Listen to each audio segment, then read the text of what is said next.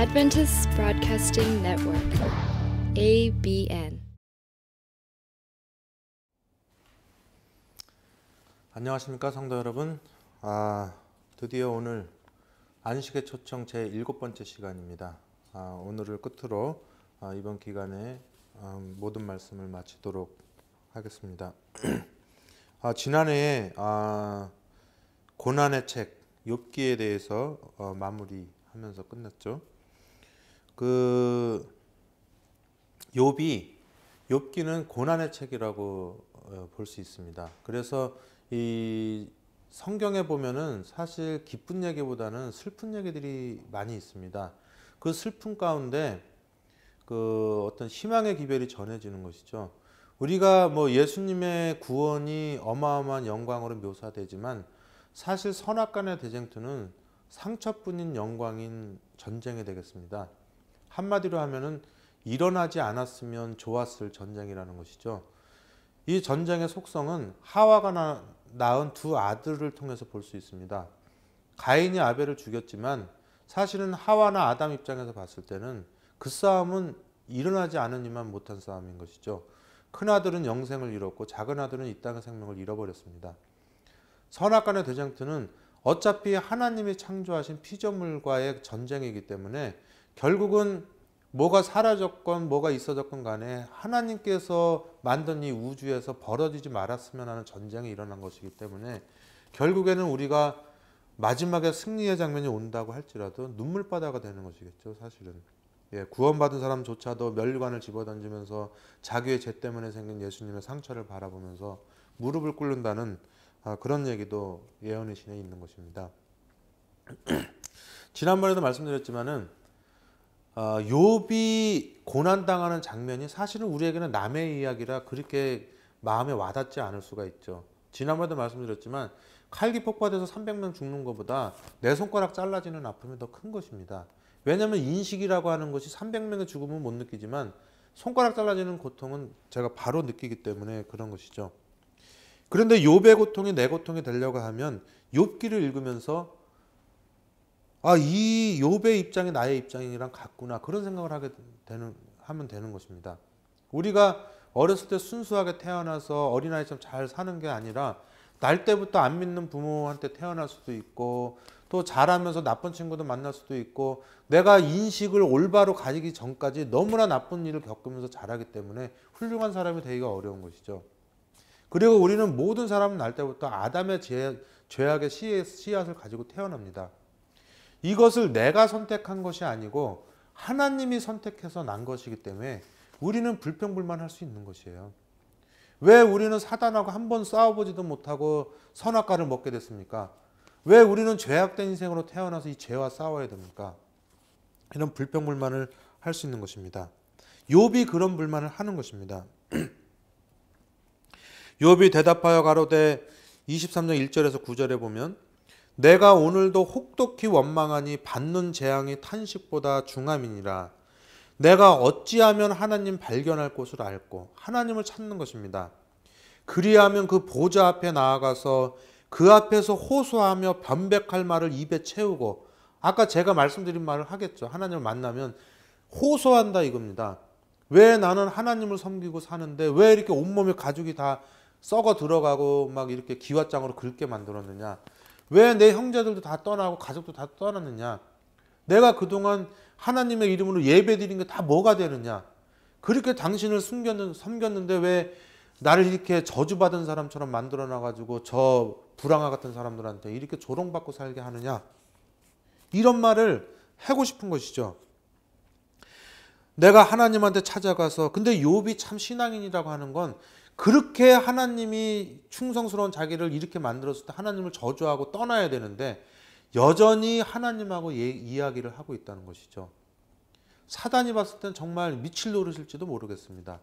그렇게 하나님이 자기를 그렇게 못 살게 만드는데도 불구하고 그는 여전히 하나님과 자기의 희노애락을 나누는 그런 사람이 되는 것이죠. 그가 하나님을 만났을 때 이렇게 말하는 것입니다. 자기가 상상하기를 내게 대답하시는 말씀을 내가 알고 내게 이르시는 것을 내가 깨달으리라. 그가 큰 권능을 가지시고 나로 더불어 다투실까? 아니라 도리어 내 말을 들으시리이다. 거기서는 정직자가 그와 변론할 수 있은즉 내가 심판자에게서 영영이 벗어나리라. 그런데 내가 앞으로 가도 그가 아니 계시고 뒤로 가도 보이지 아니하며 그가 왼편에서 일하시나 내가 만날 수 없고 그가 오른편으로 돌이키시나 배울 수 없구나. 흙은 인식이라는 것이 없죠. 그 흙에 대해서 흙한테 물어보지 않고 흙을 일방적으로 사람의 모양으로 만들어서 생기를 불어넣어서 인식을 가진 생명을 만들어 놨습니다. 마찬가지로 하나님은 우리에게 물어보지 않고 아담의 후손으로 태어나게 해주시고 그 다음에 인식이라는 것, 자아의식을 넣어주셔가지고 이 땅에 죄인으로 살게 하셨습니다. 우리의 의지도 없는데 그게 불공평한 것 같지만 예수님이 재림할 때 그것이 얼마나 큰 영광인지 알게 되는 것입니다. 요셉이 애국으로 팔려나갈 때 섭섭해했지만 하나님의 섭리가 이해가 안 됐지만 그가 애굽의 총리가 됐을 때 그곳에 가게 된 것이 하나님의 섭리임을 깨달은 것입니다. 그래서 두려워하고 있는 형제들에게 뭐라 그랬냐면 형들이여 내 문제로 고민하지 말라고. 당신들이 나를 팔아서 이곳에 온 것이 아니라 하나님께서 이런 일을 예비하기 위해서 나를 앞서서 보냈다 그랬습니다. 시편 105편 106편에 보면 요셉을 앞서서 보냈다고 하나님이 그렇게 말씀하신 것입니다. 우리가 억울하게 태어난 것 같이 생각 들지만 영원한 세월에 70년 80년입니다. 하지만 두 번째로 재창조되는 인간들은 흙으로 만들어지는 사람이 아니라 고린도전서 15장에 만드는 대로 둘째 아담 예수님으로부터 직접 그의 피로 지으심을 입은 받은 새로운 창조물이 되는 것입니다. 이것은 우주 역사상에 두 번 다시는 없을 창조주의 피로 말미암아 만들어진 창조물인 것입니다. 그 욥이 하나님을 만나게 되는 것이죠. 하나님을 어떻게 만납니까? 여기 시편 73편에 보면 욥의 노래를 하게 됩니다. 다윗도요. 나는 종일 재앙을 당하며 아침마다 징책을 보았도다. 내가 만일 스스로 이르기를 내가 이렇게 말하리라 하였다면 주의 아들들이 시대를 대하여 괴의를 행하였으리라. 73장 16절에 내가 어쩌면 이를 알까 하여 생각한즉 내게 심히 곤란하더니 하나님의 성소에 들어갈 때에야 저희의 결국을 내가 깨달았나이다. 그랬어요. 우리가 욥과 같은 사람들한테 하나님을 만나게 해주려면 성소를 소개해 주면 됩니다. 출애굽기 25장 8절에 너희가 성소를 지어라. 그 안에 내가 거할 것이고 거기서 너와 내가 만날 것이다. 그렇게 말한 것입니다. 출애굽기 25장 8절 22절에 보면은 지성소 안에서 예수님과 하나님과 우리가 다 만나는 것입니다. 요한복음 14장 1절에 6절에 나는 길이요 진리요 생명이니 나로 말미암지 않고는 아버지께로 올 자가 없다 그랬습니다. 이 세상에 있는 수많은 영문도 모르고 고난당해서 불평불만하는 욥들에게 우리가 성소를 소개해 줘야 되겠습니다. 욥기 42편 3절에 욥이 하나님을 만난 다음에 무슨 말을 하게 되냐면 무지한 말로 이치를 가리우는 자가 누구니까 내가 스스로 깨달을 수 없는 일을 말하였고 스스로 알 수 없는 일을 말하였나이다. 그러면서 여기 42장 6절에 보면은 그러므로 내가 스스로 하나고 티끌과 재 가운데서 회개하나이다 그랬습니다. 우리가 당하는 고난이나 우리의 인식이 느끼는 모든 것은 사실입니다. 하지만 그거는 우리 인간의 입장에서 사실이고 왜 우주의 하나님이 우리를 거기에 들어가게 했을까? 우주를 창조하신 하나님의 마음은 우리가 모르는 것입니다. 우리가 예수님이 재림하시는 날 그 하나님의 마음을 알게 될 것입니다. 그것은 우리가 양의 문을 지나서 번제단을 지나서 물두멍을 지나서 성소 안으로 들어가서 휘장을 뚫고 지성소 안으로 들어가야지만이 그 안에서 성소의 진리를 깨달을 때 우리 하나님의 마음을 알게 되는 것이죠. 여기 하나님께서 준비하신 참된 안식을 받는 방법을 제가 지금부터 말씀드리겠습니다. 그 말은 곧 주님께서 우리에게 지어주신 멍에가 무엇인지를 말씀드리려고 하는 것입니다. 여기 요한복음 1장 33절에요. 나도 그를 알지 못하였으나 나를 보내어 물로 침례를 주라 하신 그이가 나에게 말씀하시되 성령이 내려서 누구 위에든지 머무는 것을 보거든 그가 곧 성령으로 침례를 주는 이인 줄 알라 하셨기에 그랬습니다. 침례 요한이 물로 침례를 주고 다녔는데 그 자기 뒤에 오는 예수님에 대해서 예언하면서 예수님은 물과 성령으로 침례를 준다 그랬습니다. 우리가 알고 있는 침례가 하나인 줄 알지만 사실은 침례는 세 가지가 있습니다. 지금 말한 대로 물의 침례가 있고 성령의 침례가 있고 그리고 또 한 가지 침례가 있는데 그 침례는 무엇일까요? 마가복음 10장 35절에서 40절에 보면 이런 얘기가 나옵니다. 이 12제자가 있는데 12제자들이 서로 높아지려고 애를 썼지요. 그래서 우리 예수님께서 이 땅에 오셔가지고 넷째 짐승 로마를 부숴버리고 그리고 유다 나라에서도 헤롯 왕의 그 자리를 차지하고 그 보좌를 차지한다고 생각을 한 것입니다. 인간들의 선악 개념은 우리를 압제하는 사람들에게 응징을 해주고 인과응보라고 하죠. 응징을 해주고 그들을 없애버리고 그 자리에 하나님의 왕국이 앉는 것 그렇게 생각을 했던 것입니다. 그렇기 때문에 예수님이 무리를 걸어다니고 죽은 자를 살리고 귀신을 쫓아내고 하는 그런 능력으로 이 세상의 권력을 다 쫓아내고 그 자리에 앉을 때 자기네들이 우의정 자의정 여기를 이 권세를 가지려고 한 것입니다. 거기를 보면 마가복음 10장 35절에 보면 세베대의 아들 야고보와 요한이 주께 나와 여짜오되 선생님이여 무엇이든지 우리의 구하는 바를 우리에게 하여 주시기를 원하옵나이다.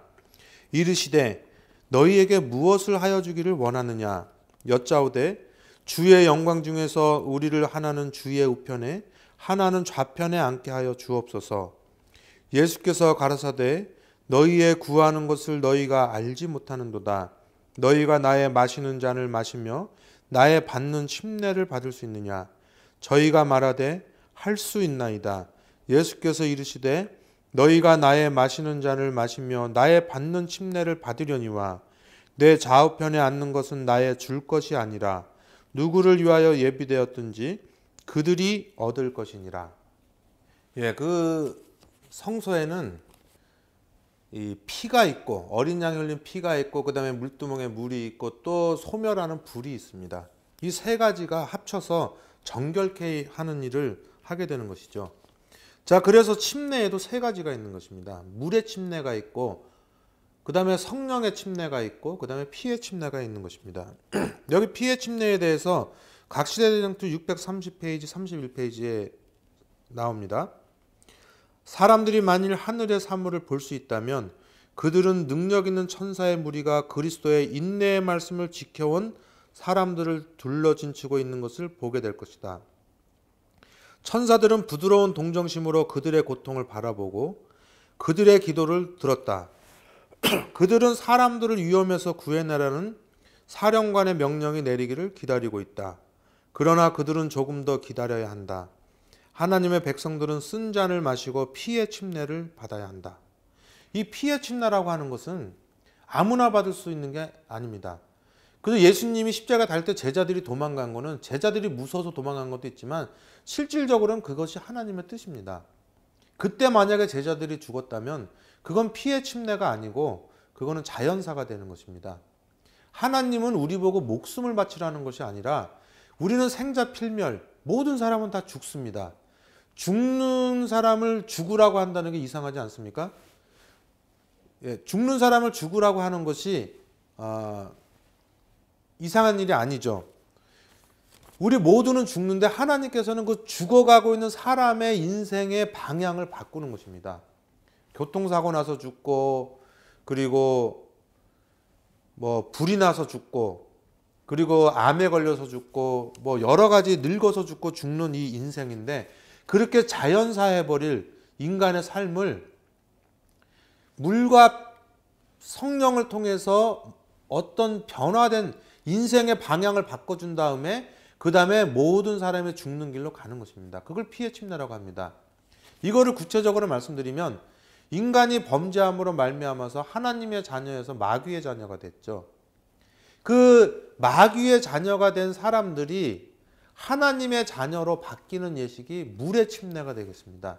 그래서 물의 침례는 어떤 과정이 필요한 게 아니라 그가 하나님을 영접하고 예수님의 이름을 믿기만 하면 그냥 침례를 주는 것입니다.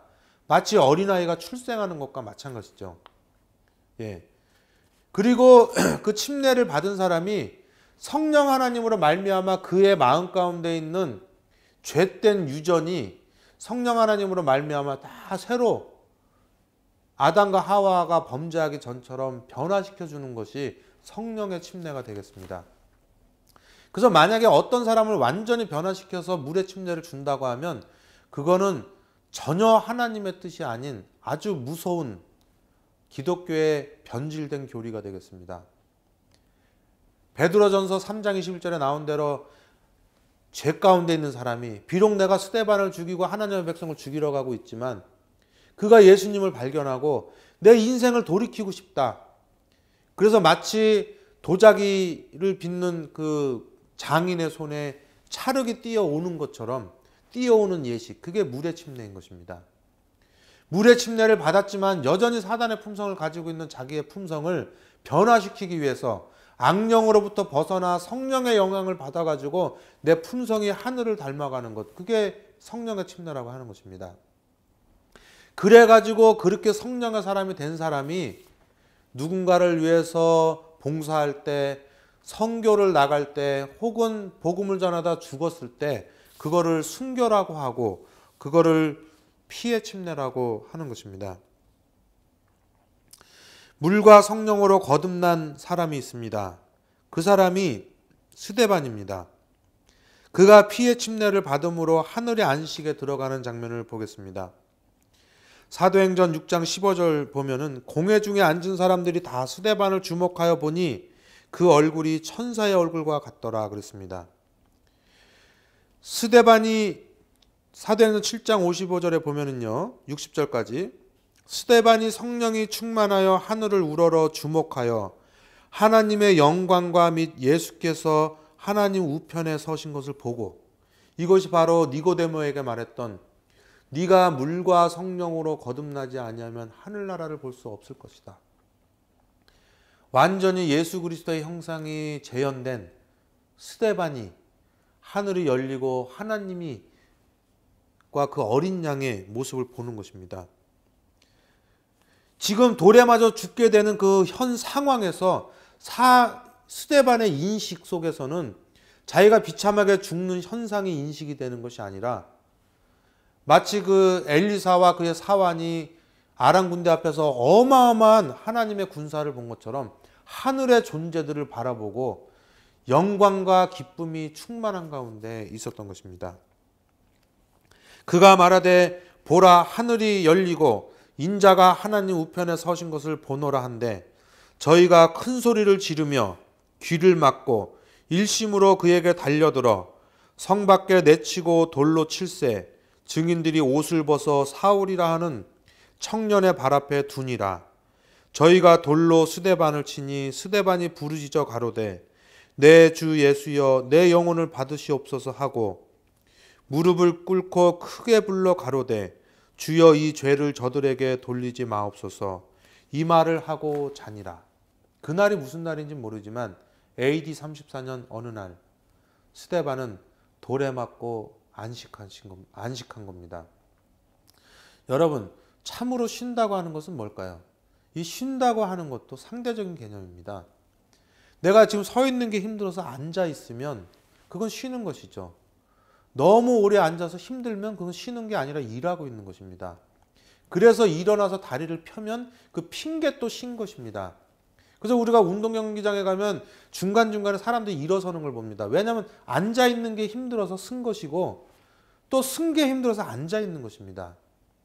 사람이라는 건 어떤 한 가지를 꾸준하게 하게 되면 그것이 피곤하게 되는 것입니다. 그래서 그 반대의 행동을 하면서 쉬게 되는 것이죠. 지금 우리 기독교계나 우리 제7일 안식일 예수 재림교회 성도들의 형편은 어떻습니까?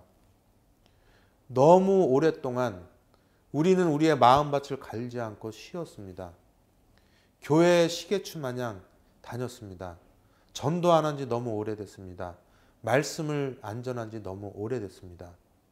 이것은 쉬는 게 아니라 일하고 있는 겁니다. 너무나 오랫동안 쉬는 일을 한 것입니다. 여러분 잠을 한 16시간 자보십시오. 잠이 오나. 잠은 8시간 자야 쉬는 겁니다. 그 이후에 자는 잠은 노동입니다.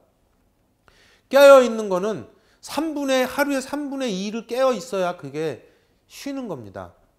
24시간 일하는 건 그건 일하는 겁니다. 우리 백성들은 너무너무 오래 기간 동안 말씀으로부터 쉬었습니다. 전도로부터 쉬었습니다. 이건 쉰 게 아니고 사실은 노동을 한 것입니다.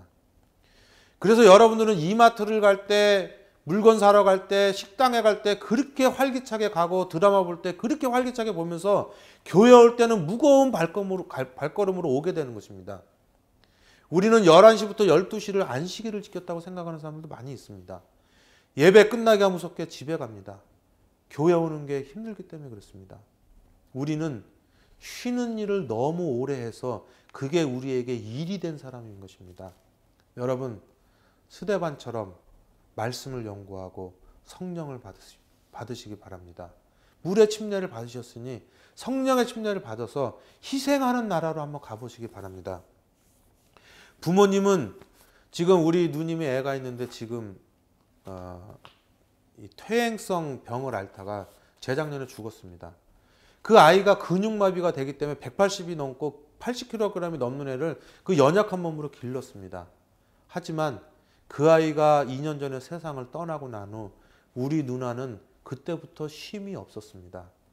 예수님이 말하는 건 수고하고 무거운 짐진다 다 내게로 오라. 내가 너희의 마음을 쉬게 하리라 그랬습니다. 우리가 교회 나가서 활동하지 않으므로 몸은 편한지 모르지만 마음이 얼마나 불편한지 압니다. 그래서 우리가 직원회 때 얼굴을 붉히고 교회 오면 행복이 없는 것입니다.